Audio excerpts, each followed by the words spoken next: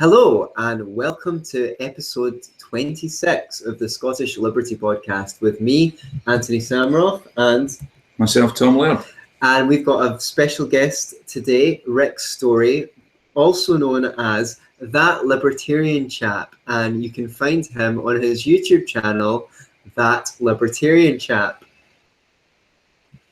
I'm getting We're getting some mad feedback echo here. Ooh. Okay, great. So, how are you, Rick?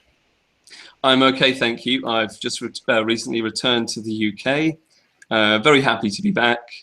Love it here. So tell us a little bit about where you were and what you were doing. Yeah, I was teaching English in Bodrum in Turkey. My wife is Turkish, part Albanian, part Kurdish. And we had our honeymoon in Bodrum, and I love it there. I kind of left my heart there, so I always wanted to return. You can see all the Greek islands. It's a really beautiful part of the world. So yeah, it was lovely to be there. And you attended some interesting libertarian events while you were there too. Yeah, that is the home of Hans Hermann Hoppe's Property and Freedom Society conference. At a hotel. I befriended the manager of that hotel, Jay. He's a lovely guy, a hardcore anarcho-capitalist, representing Mises Institute in Turkey, I believe. So yeah, it was a really lovely time to be there. How relatively easy is it to talk about sort of libertarianism in Turkey? I mean, sometimes we get the impression that Turkey's quite oppressive, but is that accurate? I'm going to say no. I think if you want to criticize the leader Erdogan, then yes, that could be difficult. He's a very strong nationalistic leader, a bit Putin style, whether you like it or love it. But actually, I mean, discussing pretty much anything in Turkey is perfectly acceptable. You can discuss, all the things that are taboo, like IQ or race, or things we were chatting about before, or all these different ideas. No malice intended. I mean, you can just talk about these things very openly. Drinking tea with a neighbour. So it's actually very free to be able to talk about everything. So in some ways less oppressive than the UK. In some ways less oppressive. It depends where you're coming from. Okay. I think that's quite an interesting point, because as libertarians we can tend to think about the state as top down, and obviously its apparent manifestation is, but actually most of the enforcement is horizontal. Most of the what limits your freedom in your life is what the people around you will say if you do this. Absolutely. What I think, it actually reminds me of an Ayn Rand novel saying that, a lot of the enforcement, especially in the Fountainhead, is people around the protagonists and how they will respond.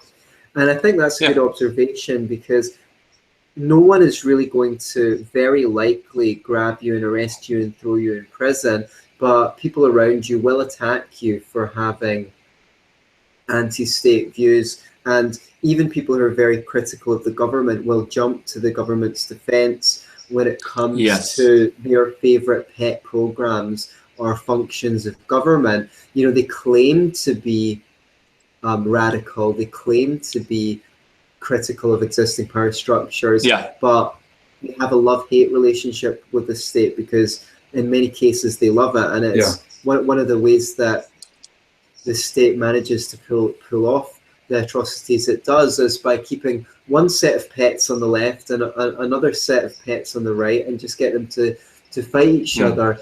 Meanwhile, you try and get as many people working for the public sector as possible, and they'll be your attack dogs. And then as many people dependent on handouts, whether it's the welfare state, or their free education, which they want, or their free healthcare, or their free anything. As soon as you're giving people something out for free that they want to take advantage of, then when your privilege gets attacked, then release the hounds, quite frankly. Yeah. Yeah, I mean, it is like that. I mean, the state, a state system of government, is basically a cartel. It's a mafia style organization, and yeah, of course, it's designed to make people dependent on it. I mean, the basic function of a state is to create a judicial monopoly, and then force you through taxation to pay for that service alone. Yeah. Everything else stems from that, basically, and they legitimize themselves. But like you say, you get people dependent on it. You give people an ideology. They really believe in the state. They really would feel weak. They feel as though they would be disadvantaged without a state. And so primarily out of fear, in a kind of weird Freudian sense, they need to have this authority figure over them, you know, roughing out some money out of them, you know, being strong and powerful, and they kind of feel safe, cowering behind the bully in a way. But what you said there was, you really hit the nail on the head. It's like this, especially with the left, I think, you know, the current PC culture that we have. People police each other. It's what we do. We do that in order to feel safe. There's you know, evolutionary reasons that we do that, is to keep the group safe. That's why we, you know, particularly women, I'm not going to be sexist here, but you know, there's an evolutionary reason for that. Women will engage in gossiping. That's very important. It was important for their survival. Information's power sort of thing. Yeah, exactly. At that level. You know, we break each other's balls as a joke, you know, to kind of toughen each other up. But you know, if some guy starts, you know, kind of being a bit too weak, a bit too weird, whatever, you know, we ostracize them. We get them out of the group. We don't want to have them watching our backs, you know, when we're fighting a saber-toothed tiger or whatever it would have been. Yes, there's reasons for that. And as libertarians, we can't say that enough. We ostracize, we police each other. And that's an argument against the state, surely, because you know, we all want peace. There's a market for judicial services, protection of private property rights. We all want that. You know, people are generally good. It's a very small percentage of people who are sociopaths. So you know, we should point that out. We should be pointing that out as an argument against the state, rather than just saying. You don't want those policing impulses to be channeled through the state. You know, an institution with masses of power, the monopoly on force, the military, the ability to pass laws, the ability to shut people in jail. If we've got those impulses to police each other, then let us do it privately. Let's not the same impulses be kind of channeled through an institution. So Antony's flatmate just brought a smoothie into the room there, and it kind of totally distracted me. So sorry, it kind of threw me off. So on that leading on from that, if you've got anything to add, do go on, and then perhaps you can tell us about the article that you wrote for the Libertarian Alliance on what libertarianism is and what it is not. Well, I suppose it links in quite nicely, because my article was about what libertarianism is, and it's pretty much just the rule of law, the absolute rule of law, not the kind of inconsistent ways we've had it throughout European history. But the natural law, or if you could call it that, is that? Yeah, in a way. I mean, it has been that. I mean, natural law theory occupied that position. But I think really it can just be any rationally discovered system of social norms. Okay. What can we determine is universally applicable and then unconditional?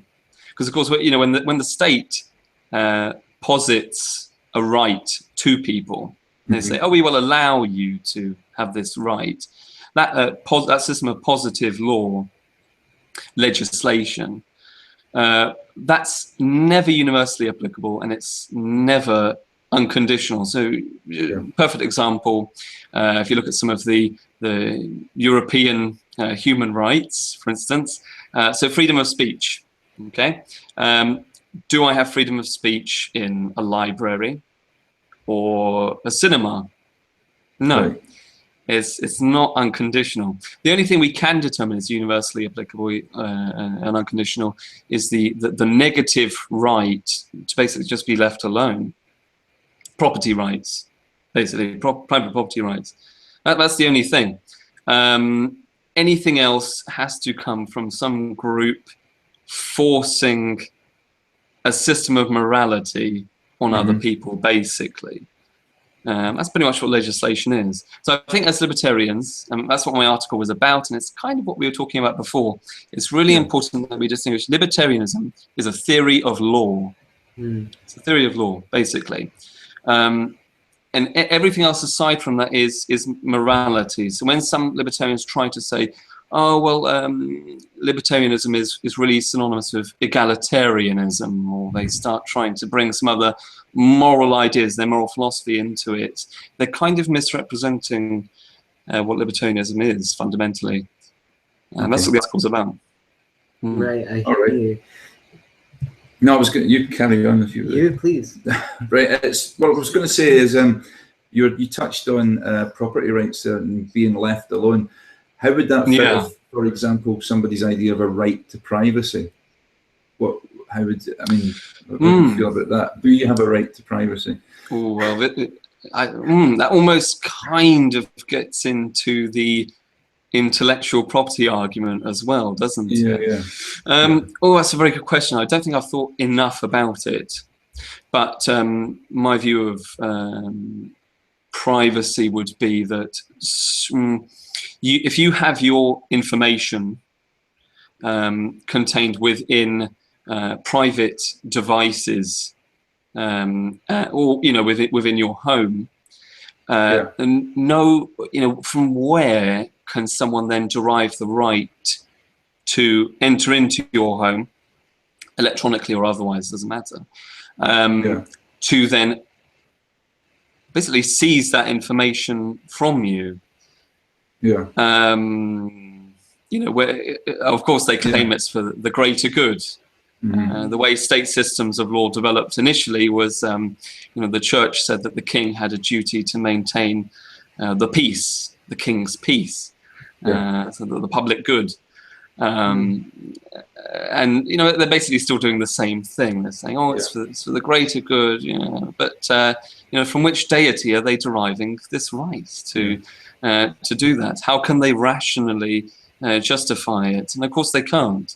I mean, that's with information. But what about something of a grayer area? I don't want to spend too much time on it, but let's say go on. Currently we have legislation that says you cannot, for example, take photographs from public property into private property. So if you're in public land and you manage to get up a tree and take pictures into somebody's back garden, where do we stand there on privacy rights and property rights? Should the state be able to say, well, you can't take pictures of Tony Blair or or David Cameron if they're on their own property?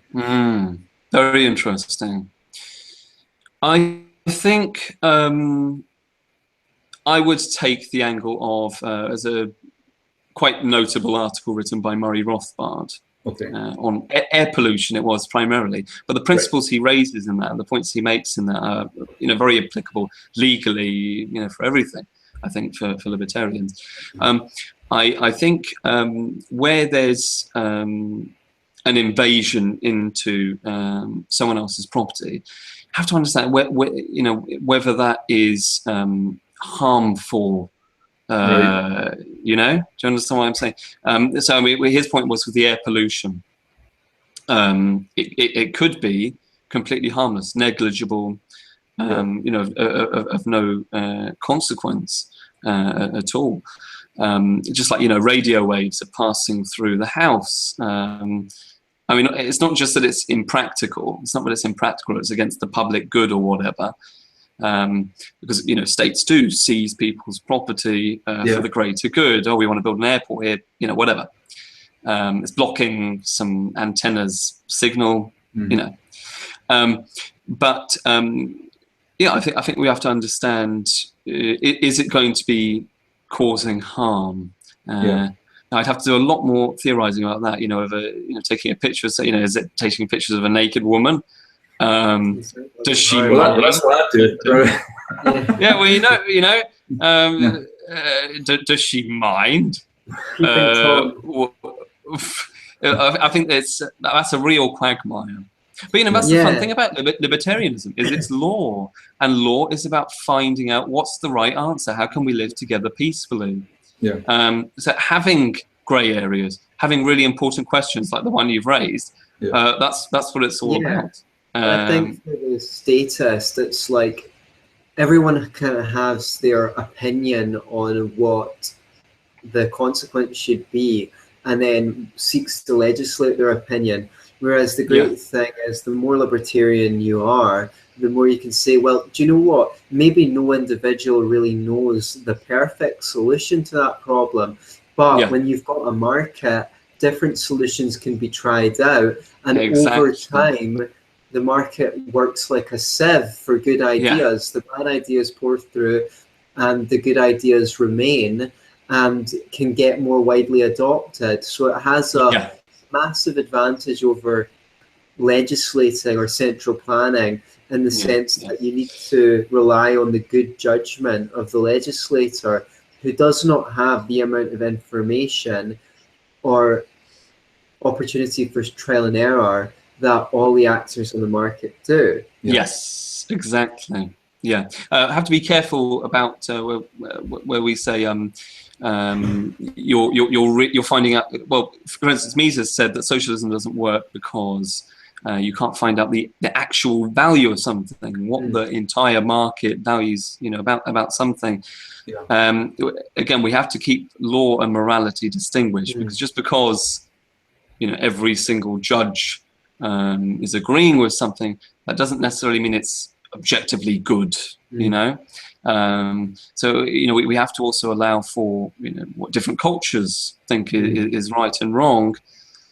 But that makes people uncomfortable, again, because then you're saying, well, if a group of people want to choose to go to a Sharia court, they can do that, and that's not bad. Immediately, feminists will not like that.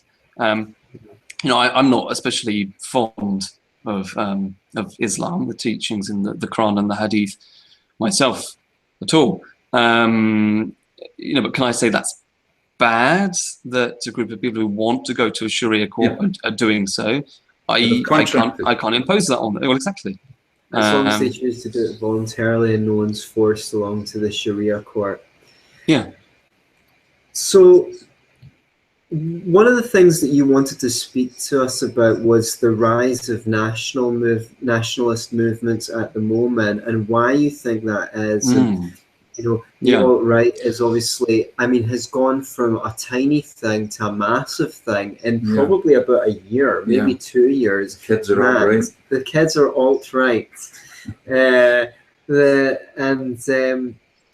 you wanted to talk a little bit about that movement and why you think it's surfaced, and also why libertarians are so interested in the alt-right, and alt-right are to a degree interested in libertarians, although I have heard many of their prominent figures slag us off as well. Oh, yeah, well, they do. But I hear libertarians slagging them off, so then it raises the question, so why have right libertarians and paleo-conservatives and fascists, national socialists as well, why have all of these people, broadly in the right, from the far right to, just old school conservatives?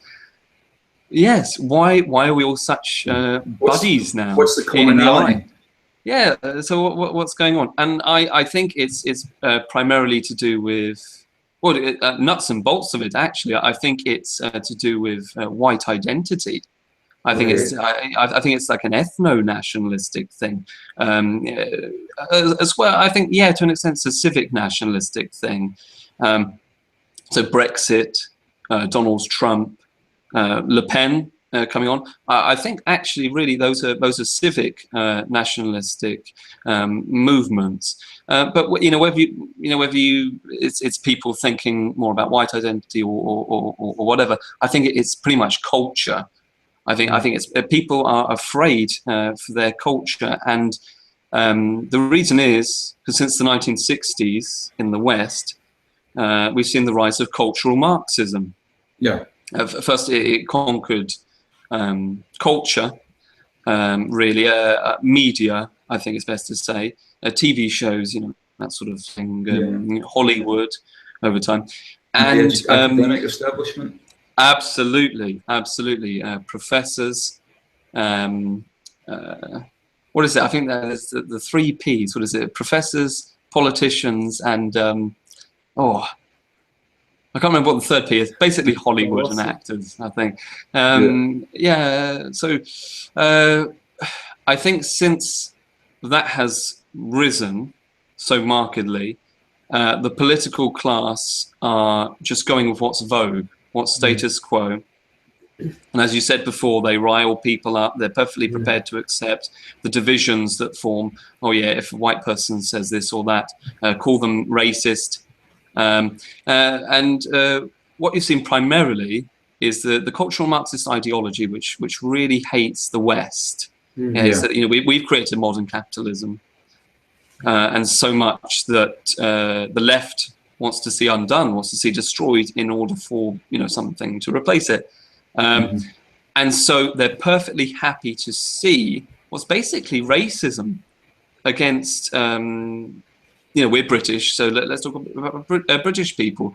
If you want to have a Union flag outside your shop because you're proud to be British, well, that's considered to be some sort of crypto racism, crypto fascism, even. Yeah. But since when? How? When I'm not even 30 yet, and what do I have to start saying? Well, when I was a boy, it wasn't like that. This has been very quick. And I think young men, full of vigor, intelligent, well-read young men, it must be understood that the young men on the alt-right, these are not just skinheads, yobbos, not at all. These are well-read young men. They read Spengler, Evola, classic writers, people who are, niche political writers, they read Hopper. They read Herman Hopper, Democracy, the God That Failed. Very well-read young men. And they see the problem. They see that there is corruption in the political class and the national interests of the people, whether they do that primarily ethnically or civically, whether it's the color of your skin or the color of your passport. They see that there's an attack on their people, on their culture.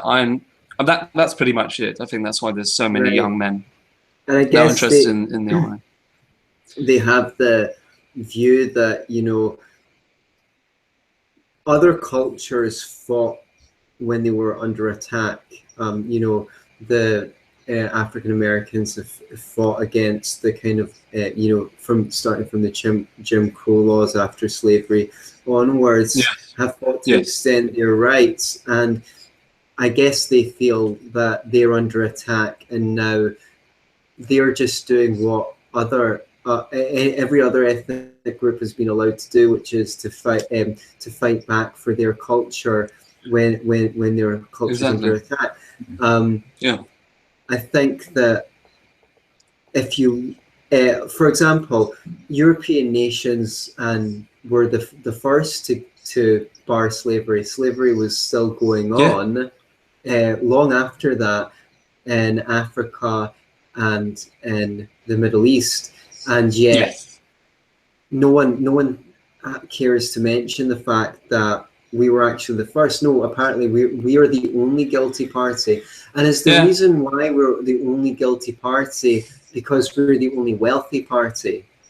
And there's this view because we have wealth because European nations in America are so successful, which is, of course, because they're comparatively free market.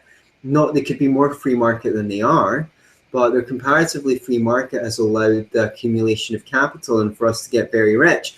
But because Marxists don't really understand how nations become rich, they can only conceive that the reason why we are rich is because other places are poor. Yes. Yeah, I mean, I'd agree basically with everything that you said. I do think it's interesting to note, though, why we're just so polite. We're so sort of.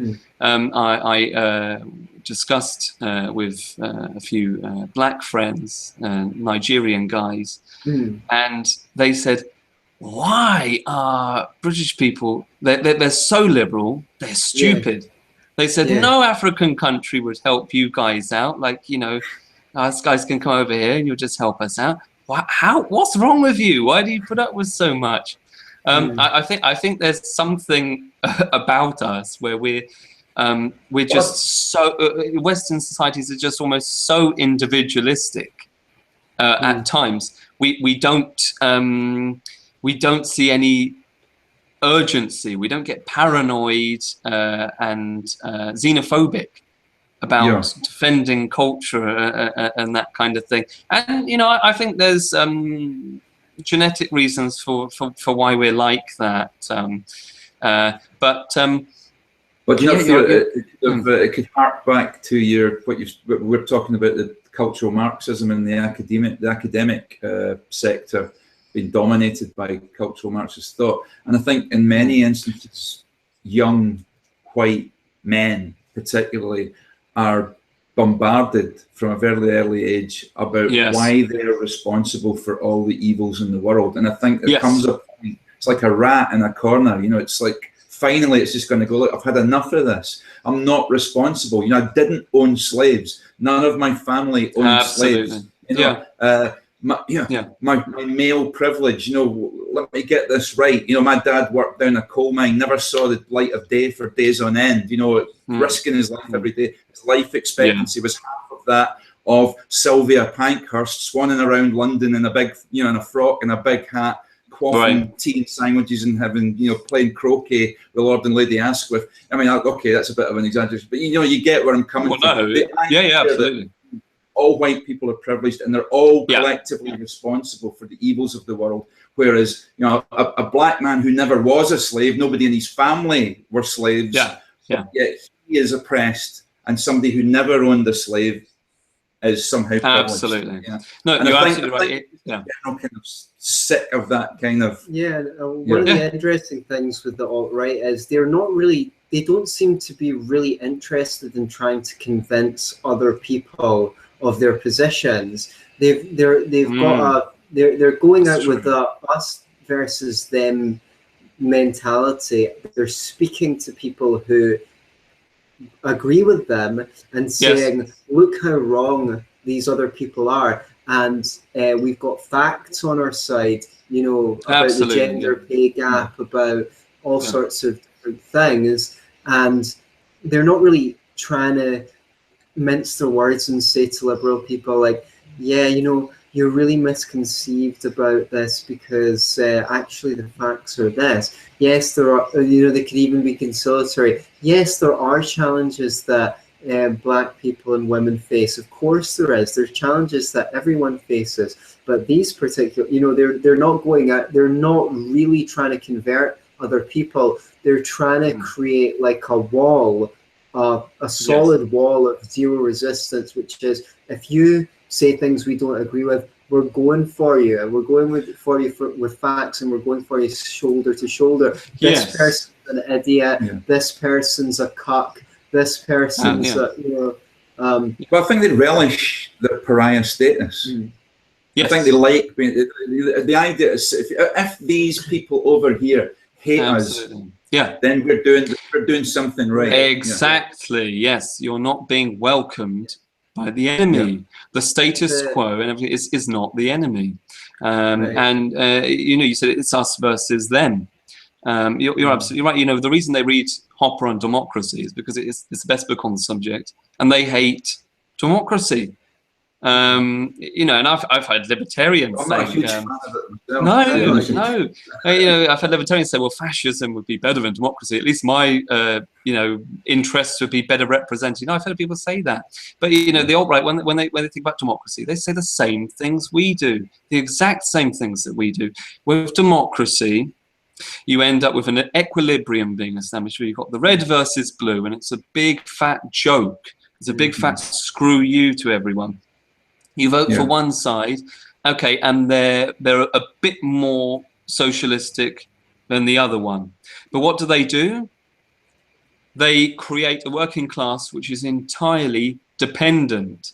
They like a nice dependent working class who are going to come back and they're going to vote for you every time. So it's votes for them. They don't care about the working class as their people. You know, they're not interested in looking after their own.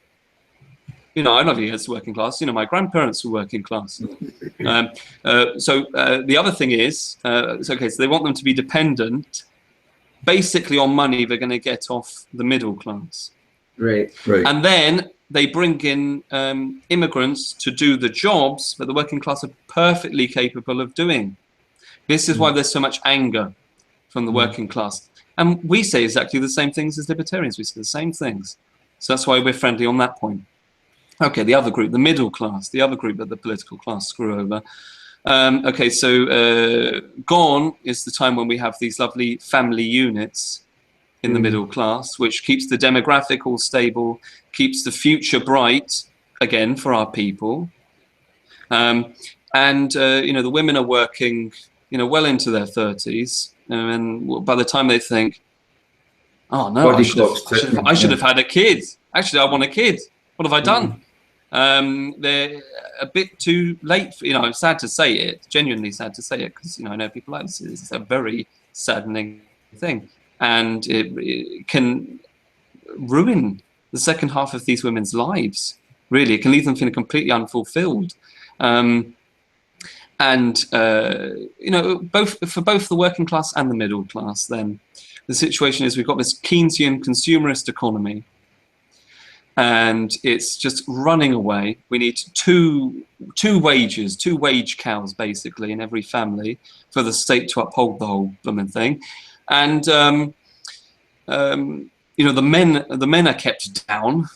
There's a strong, you know, feminism. Men are basically stupid, and, you know, we never felt so disposable in our lives. Easily divorced. All the rest of it. So there's that whole argument as well. Yeah. The feminists versus the Stefan Molyneux of the world, and the MGTOW people and all of that. Yeah. And, you know, so we're basically getting screwed. I wrote an article, I said that the democracy spit roasts the middle class pretty much, but the working class too. Our people, basically. You know, we don't need to be divided into classes. It's stupid, really, when you think about it. And that's why there's this nationalistic sentiment. That's why libertarians feel that way. That's why so many on the alt-right feel that way. We feel that our political class is not benevolent. It doesn't represent us. It's happy to represent interest groups and lobbies who want to use our tax money, go and start wars abroad, keep their businesses from going bankrupt like any other business should. And so we have crony capitalism, and we have a form of socialism that is designed to screw over our people, basically, the nation. And people don't want that. We want things to be better for our children. Really, deep down, we want to have children. We want families and things like that. And people are kept asleep. You know, well, how does this happen? Are we so weak? Are we so weak then? Well, in some ways, we kind of are. We let the threat of, oh, you're sexist. Oh, you're racist because you're proud of, what, a union flag? We let all of this get to us. We're so worried about, oh, being impolite. Oh, sorry. They walk all over us. And we've had enough of the political class keeping us down. And, you know, my worry is it could be violent. Right. Well, touching on that, on the more extreme edges, I mean, not even alt-right, you know, the actual far right, government just recently announced that it's going to ban National Action, which is the latest incarnation of right-wing groups. extremely extremely rabid, anti-Semitic, racist, and nationalistic group who are getting a lot of young guys to join them because they look visually they look compelling to a lot of angry young white men, and the government's decided to ban these guys. They have I don't know what their manifesto is, but I know that they've endorsed the killing of Jo Cox and said that she deserved it and that kind of stuff. They say some pretty vile things, but where are we going when the government bans this organisation? That's not going to. Is that going to help, or is that going to exacerbate the problem and make them even more violent if they can't find? Yeah, and the other thing is they say, obviously we have the truth. Otherwise, they wouldn't be trying to ban us. Why would they be trying to shut us up if they weren't afraid of what we had to say? And that just really empowers these groups, whether it's some revisionist accounts of history which aren't accurate, or it makes them feel like they're the victims of a conspiracy even more than they already do feel that way, and actually empowers them. And again, it's this you're rat in a cage. I feel like those kinds of attitudes, although you're more of an authority on this than I am, come from a place of reaction. Well, I'm like you're rat in a cage. Well, look, I'm sick of being treated. And the rat bites you in the end because it's sick of being mistreated. And this, what you're talking about, the acquiescence, you said that your black friend said, why aren't you guys why do you guys put up with this? Why aren't you so tough? I think your example of we've been too scared of being called racist and sexist. I think those words have actually lost their impact, and only in the last year. Because I remember going back about 5 years or something like that, I had a run-in with some rad femmes on Facebook, and they actually cyberbullied me, genuinely. Absolutely. And this actually was quite traumatic, I hate to say, and it made me really careful about what I posted on Facebook. For absolutely. Years. It took me years to get over it. If it happens now, it's just like, lol, you said racist. Obviously, you can't make a proper argument if you're going to attack my character. People have actually, the speed at which this radical feminist social justice warrior has come up, got to zenith, met a reaction, just like Hegel's dialectic. There's a movement and there's a counter movement. The alt-right has basically sprung up in reaction to these social justice warriors and in a row. And I think you were saying, why are we so interested in them and them so interested in us? It's more like the enemy of my enemy is my friend, because from us as libertarians, it's not as often been oh, you're a racist or a sexist. It's more being like, you don't care about the poor. Oh, you don't care about this. You don't care about that. And the frustration of going, well, look, wait a minute. It's you who doesn't actually care, because if you look at the data, before the institution of the big government programs and the welfare state, poverty was massively on the decline. Then you introduce the big government and the welfare state, and such happened. Before we had nationalized healthcare, you had all these friendly societies that almost everyone in the country, like 80-90% of people were a member of friendly societies. And the Flintstones, Fred and Barney, go out to meetings of their friendly society, and at the time that came out, everyone would have recognized what they were going to. Now you care more about looking like you care about the poor, than you actually care about what policies have been demonstrated to help the poor. And I think that kind of sense of outrage of being personally attacked for views is what's fueling this new movement, which is a counterculture. And also the feeling that we've just kind of committed suicide or something like that. The state increases and increases, we're taxing more and more. we go over to other people's, we waste money going over to other people's countries on the other side of the world, killing them, then letting as many people from the same regions of the world as possible come in here, not suspecting that maybe a small percentage of them, but significant enough, might actually want to get revenge on us for that, and the amount of money we pour into the prisons, putting people away for victimless crimes, just shitting money away, and every conceivable, it's like we're this sense that we've just been masochists, you know. Pick an answer out of all that. Yeah, go for it. I just felt like I had a lot to expiate there. Yeah, okay. Yeah. So well, I mean, that's exactly it, isn't it? There's a lot of energy to get out. There's a lot of stuff that's pent up. You know, you're not the only one. And people want something they can get behind. Basically, they want someone who's going to represent them, because they have been shat on. You're absolutely right. So, you know, the working class wants someone to represent them. UKIP, you know, for a while, seemed to say they were going to do that a bit more. So UKIP was pulling from Labour just as much as it was anywhere else. Yeah, you know, and the alt-right are pulling from everywhere. You know, the internet is a wonderful tool. So we can look up and, like you say, we can see, oh, hold on a minute. White people didn't invent slavery. In fact, we ended it. And in fact, the worst atrocities in terms of slave trade were committed against us by the Ottoman Empire. That's why we've got these castles all along the coast going right up to England, because for hundreds of years, millions of European children were stolen from the shores of Europe. And, you know, none of that's mentioned. We're not asking for reparations from Turkey or wherever, are we? Because, you know, we can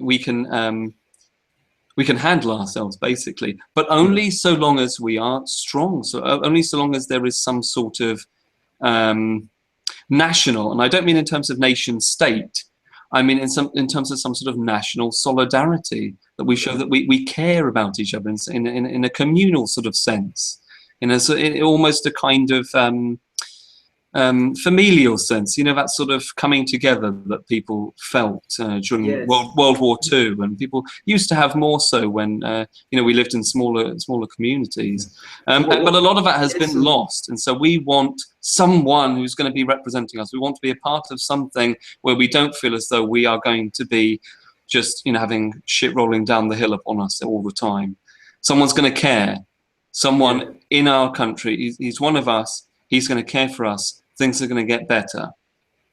That's what people want. What's what people want, and people know enough to not be a victim anymore. Yeah, I mean, just quickly, what the implications? Just to get back to the thing I've mentioned, the implications of banning national action and the government deciding who. I mean, they've basically labelled them a terrorist organisation. Yeah.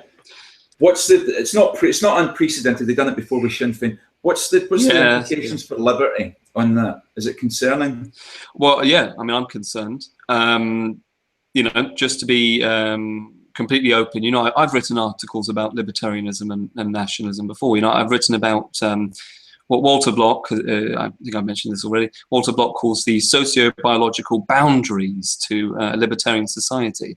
And they're things like you need a broadly homogeneous society in order to have a high trust society, in order to have, you know, real capitalism take place, have community spirit, charity, things like that. So nationalism is, in some ways, is kind of necessary. You kind of need that that spirit, if you like, in order to have a high-functioning libertarian society. You know, so I've written stuff like this, and people could, you know, easily then come along and say, oh, well, this guy's racist because he, you know, said he would prefer a homogeneous society for, you know, a libertarian society to even come into existence in the first place, you know, free society. So yeah, I'm worried.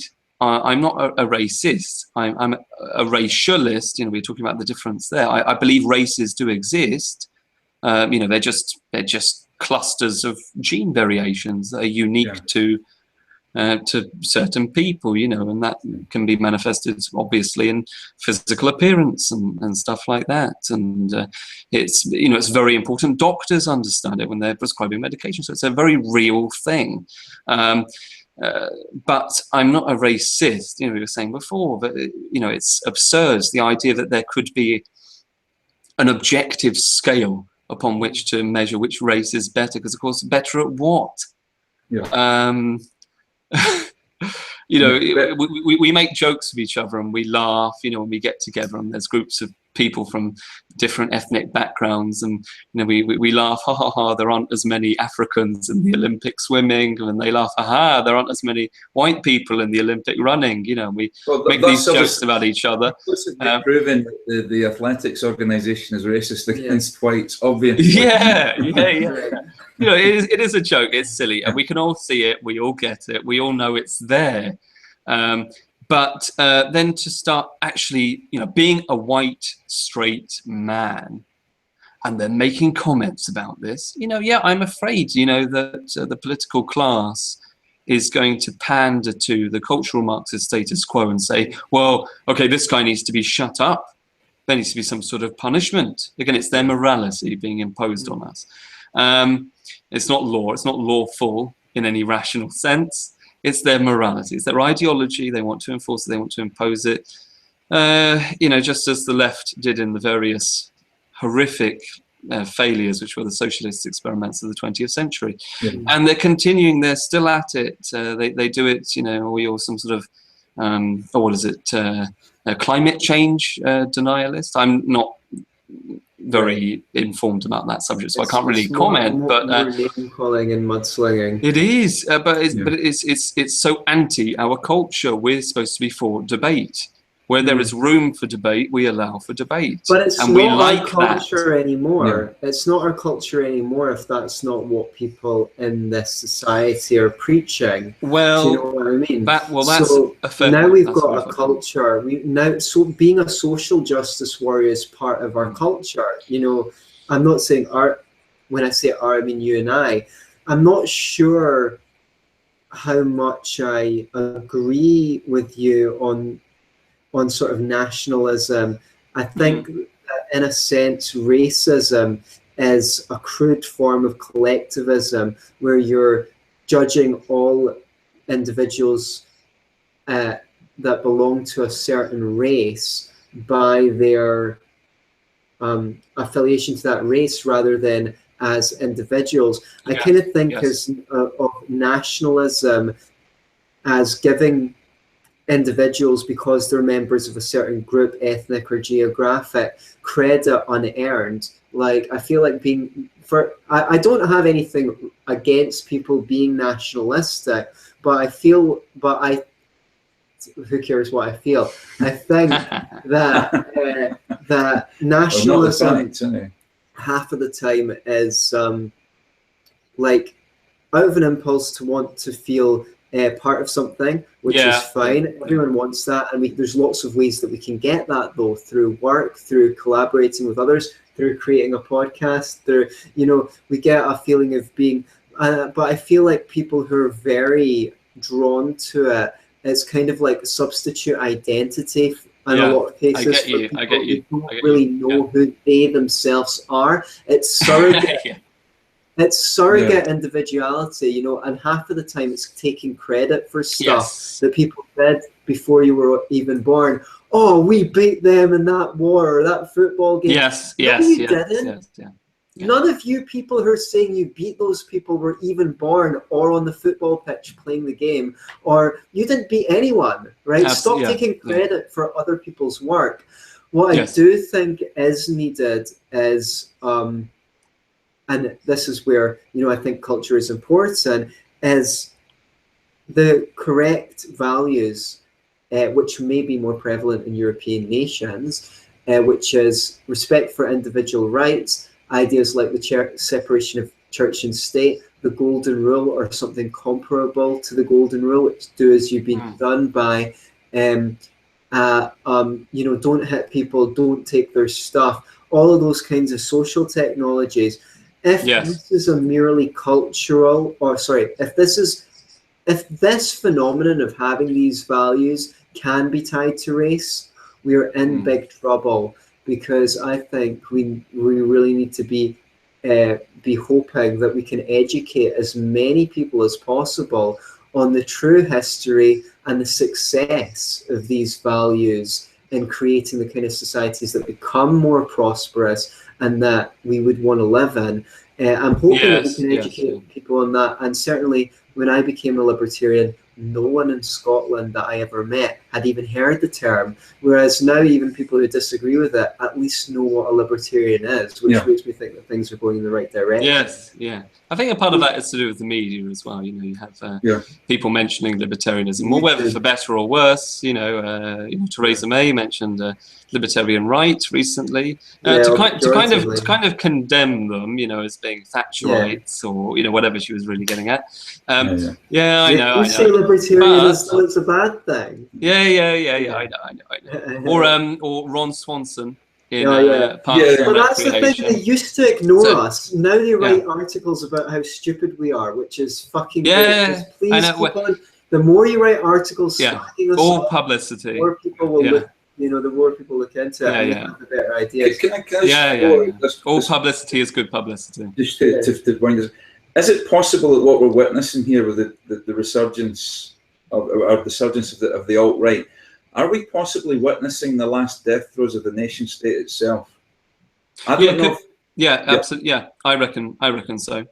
I think that ties in with what you were saying before about and why people are being nationalistic, or why libertarians feel more nationalistic, and I think that's because not because, and I know there are bound to be a bunch of skinhead guys who are maybe not the brightest in the bunch, and they want to over associate basically with certain groups. They want to. No, you're one of the bright ones, obviously. They want to over associate. They want to be a part of the group, because otherwise, it's the same reason they support the state, because they feel weaker. They'd be disadvantaged if they have to just be themselves and they've got to speak for themselves. And, I think so. But no, I think libertarians are becoming more nationalistic, not for that reason. Actually, I think it's for subjective reasons, not for any collectivist reasons. So it's not so much, Mozart was white. If I say, I'm white, then I'm getting some of Mozart's credit. It's not quite like that. It's more, I value libertarian principles. So, yes. So the rule of law, things like that. Now those systems of Western law, they're unique to the West. They're unique to European people, and so they say, okay, well, there's a reason 95% of libertarians are white, and it can tie into race in a weird sort of way. Although obviously not all white people are libertarians, but they sort of say, well, okay, it's within those cultures, it's within those societies, but libertarianism even has arisen at all to affect institutions and that sort of thing. And it's because we're descended from the Indo-Europeans who had libertarian, egalitarian aristocracies, and they functioned very well. That's the reason why it took a long time for states to come into existence at all in Europe. And even then, they're pretty weak at first, and they had to grow in power over time, slowly encroaching on other institutions and basically infringing upon property rights, which were, the sacred, if you like. So they say, okay, so this is what European civilizations are all about. Okay, I don't want to see Western civilization fall, crumble, whatever. I don't like the attacks on our people, if you like. All of this.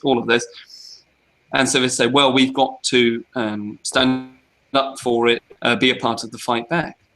And okay, well, that's perfectly fine. They do it for a subjective reason, for their children.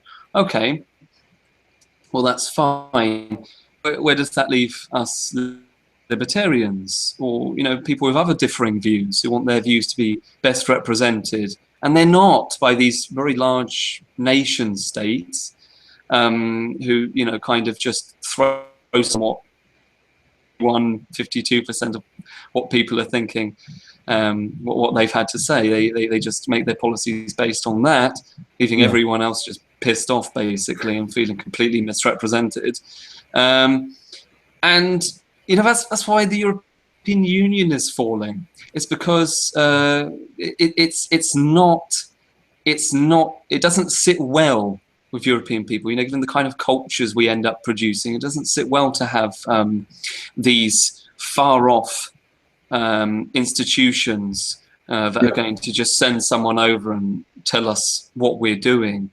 We prefer a much smaller scale of things. And historically, we have reverted back to these city-states and micronations and all the rest of it. And they tend to function a lot better. You know, and it's in those kinds of societies, in that massively decentralized sort of community, if you like, that you see the libertarian or the leaning towards libertarian ideals that we have, cultural reasons or whatever, coming out in people. And people see it a lot better, and they feel they can take a bit more control over how they're governed.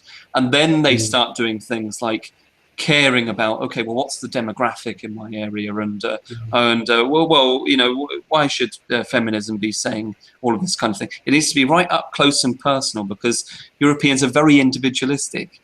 So it needs to be right up, you know, that's why we're a bit more libertarian. So it needs to be right up close and personal for it to slap us in the face before we start doing something. And that's why I think Hopper is a genius for saying, well, we'd be better off having covenant communities, much smaller, much more localized, much more decentralized.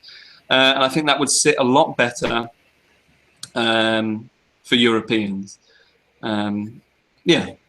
Yes, and I fear that we're running out of time. Perhaps we can have dedicate a whole conversation to covenant communities in the future. So we have got that idea of that strand of liberalism, classic liberalism, being a Western tradition dating back to the Enlightenment and the Scottish Enlightenment, where people were re-looking at the societal structures and saying, you know, we should apply our reason to these structures, and rather than accept them just because they've always been there.